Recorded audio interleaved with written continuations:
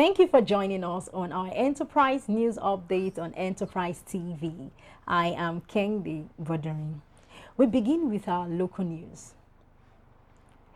The African Democratic Congress, ADC, has urged President Tinubu to declare an emergency in Katsina and Zamfara due to escalating insecurity. Over 140 people have been killed in recent attacks, including worshippers and villagers. The party criticized Tinubu's focus on foreign trips, calling for urgent domestic action. It also condemned PDP governors for holding political meetings in Zamfara shortly after the killings. ADC demanded a full overhaul of Nigeria's security framework, citing failures in protecting citizens. They warned that without bold reforms, violence will continue to spiral. The call follows growing public frustration over insecurity and the government's slow response to rising threats in northern states. Still on local news. The federal government has shut down 22 unaccredited colleges of education across Nigeria. This action, led by the National Commission for Colleges of Education, follows audits revealing these institutions failed to meet required standards. President Ahmed Tinubu emphasized the crackdown as part of efforts to eliminate fake qualifications and restore integrity to the education system. Agencies like National Universities Commission, National Board for Technical Education, and National Commission for Colleges of Education are working together to enforce stricter oversight. Though the names of the affected colleges weren't disclosed, the NCCE confirmed they operated without proper accreditation. The move aims to protect students and employers from fraudulent credentials.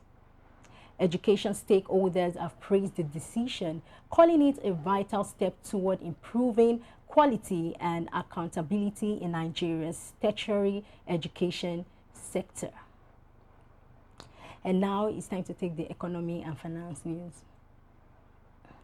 The federal government has recovered 1.49 trillion naira in revenue arrears from agencies like the Nigerian National Petroleum Company Limited, the Nigerian Upstream Petroleum Regulatory Commission, the Federal Inland Revenue Service, and other statutory bodies over 6 months. These payments followed a reconciliation effort led by the Federation Accounts Allocation Committee. Monthly inflows peaked in January 2025 with 367 billion naira remitted. June saw 213 billion naira, $41 million in foreign currency, covering petroleum taxes and royalties. Despite the progress, 6.7 trillion naira in arrears remains unpaid, with 2.54 trillion naira dating back before June 2023. These unresolved funds are under further review.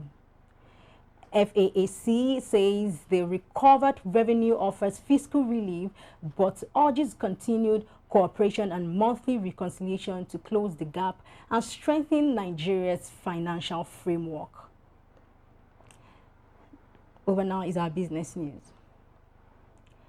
Electricity distribution companies discourse in Nigeria recorded a 4.9% drop in monthly revenue, collecting 182.11 billion naira in June 2025, down from 191.57 billion naira in May, according to the Nigerian Electricity Regulatory Commission.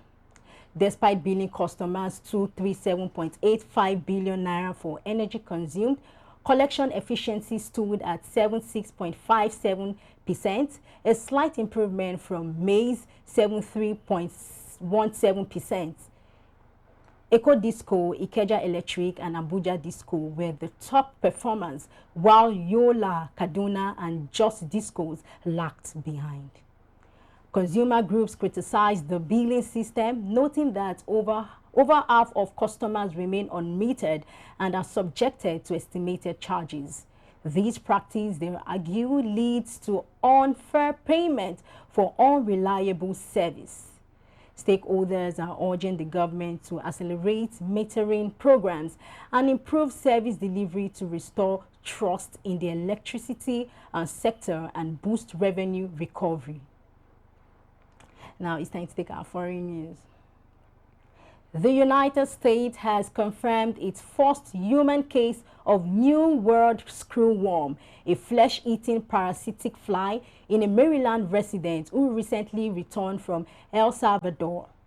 The Centers for Disease Control and Prevention, the CDC, diagnosed the case on August 4 after reviewing images of larvae submitted for analysis.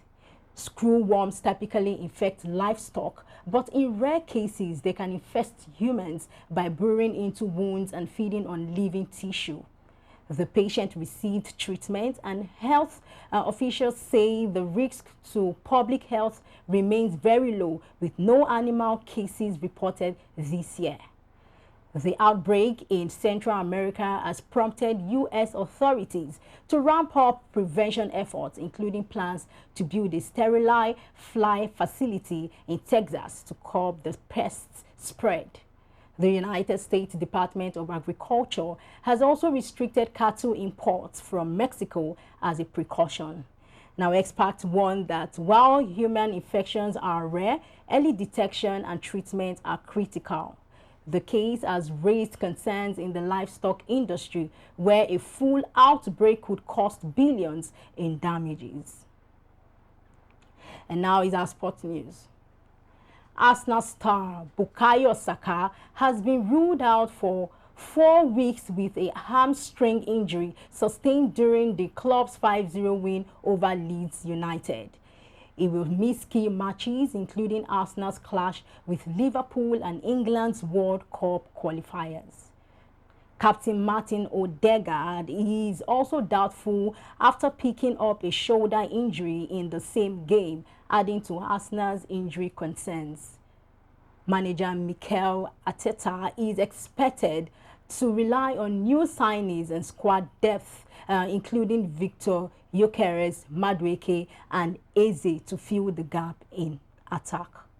Saka is likely to return after the international break, potentially in time for Arsenal's Champions League opener or their match against Manchester City. And over now is our entertainment news.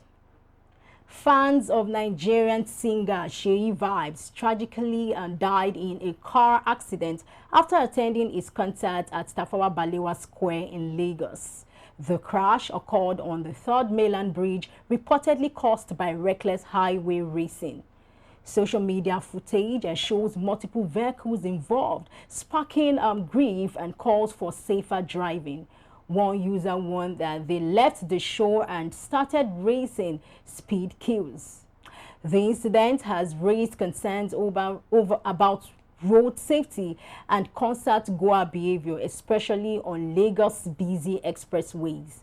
Authorities have yet to issue an official statement, but the entertainment community is mourning the loss and urging caution on the roads.